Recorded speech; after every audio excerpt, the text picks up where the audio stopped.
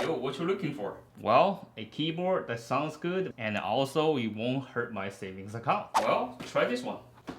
Okay, what's this? Shadow-X? Oh, pretty cool name. Let's see what we got here. Alright, a menu that nobody's gonna read. It says accessory are underneath, so we're gonna take a look at that. We got some extra keycaps, and also we got some switches. So this is what it sounds like. And also a USB Type-C cable. Both end is gold plated. You got a keycap and switch puller. Pretty standard. And now bring up the keyboard. It got some weight.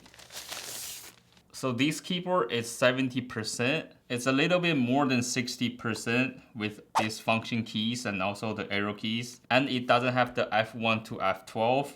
So it's not 75, it's not 60. They use the 70%. Oh, that's nice. We got a metal knob. Oh my God, it turns, it sounds really nice. And also we got a little screen right here. So we have a knob and we have a screen. Right now it's kind of looking a little boring because the color looks like coding or working keyboard. So I'm gonna make it a little colorful by adding these keycaps. I'm gonna leave these one as the black one. That looks pretty nice. We got 3 LED lights right here, which indicates your capitals, number key, wireless connections, all that. There's nothing in the front, nothing on the side. And this is our USB Type-C port and also our USB dongle. It's stored right here. And on the back, we have 4 rubber feeties, adjustable levelers that can adjust 2 different angles. Okay, so by typing FN and menu, we can switch around. So it does have some RGB effects in here already. And the light, the brightness. So let me connect this to my PC. So this keyboard does support 3 modes connections, 2.4 gig, which is the one that I'm doing right now, and also the Bluetooth, and also by the wired. All these keycaps are pretty well made. They're double shot PBT materials. We can display either the company logo or we can display the times, a lot more data like batteries, you're on Mac or Windows, Bluetooth 1, 2, 3, connectivities. So I'm gonna choose to display the logo since it looks really cool. So it got all the hot features that's on the market right now. And now, most importantly, the typing sound. Let's see how it goes. Let me bring my mouse pad. Okay, I'm ready for this.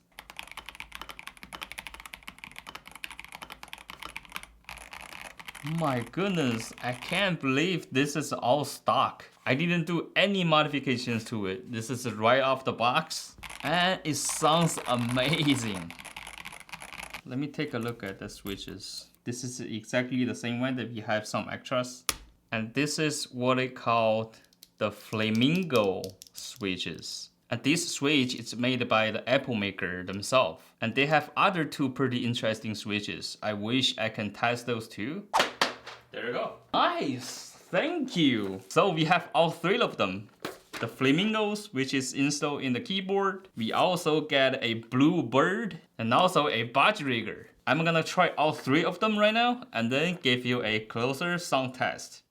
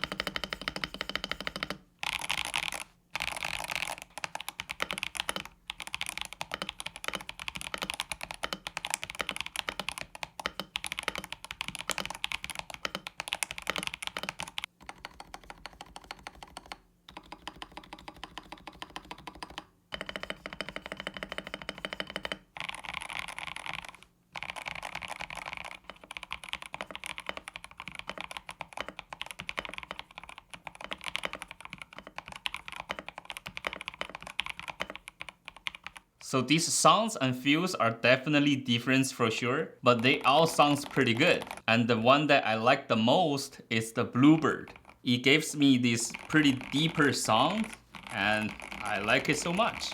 All three of them are factory looped, and they all have this built-in LED slot which is facing south, and they are perfect for these PCBs that have RGB effects. For the Flamingo one, it's linear, but it gives me this more crispy sound than the other linear switches. It's pretty easy to press on with this actual force of 47 plus and minus 5. The stem is POM and the PC housing with the dual spring structures. For the body rigger, it's tactile. It's more clicky as you can tell than the Flamingo and the Bluebird, with the actuation force of 47 plus and minus 10, which gives you this more feedback when you press on. And it's definitely louder too. And the stem is POM, a nylon housing, and dual springs. And for the Bluebird, it's linear and same actuation force with the Flamingo. It's POM stem and POM housing. And with the unique structure for the air vent on the bottom side of the stem, the Bluebird offers this deeper sound than the Flamingo. And let me know in the comment section below of which switch is your favorite. And now let's take a look what's inside this keyboard that makes it really good. So to get access to the keyboard, we do need to remove a screws back here. Remove the knob. There we go. Oh, easy pop off. We're ready for this? That's our top case. As we can tell, it's gasket mounted. So on the bottom side of the case, we have this big and thick rubber. Woo! That thing is thick. That's why it sounds so good. And down here is the built-in battery, which is a 3000. Behind the PCB, it doesn't have any other foam or tape. And it's our gasket mounted plate. And we do also have another layer of foam between this foam and that PCB. So I wonder if I add something here will make a different sound. I've seen many people doing this. Is it gonna make any difference? So one more layer for our keyboard right here. Let's see if it made any difference.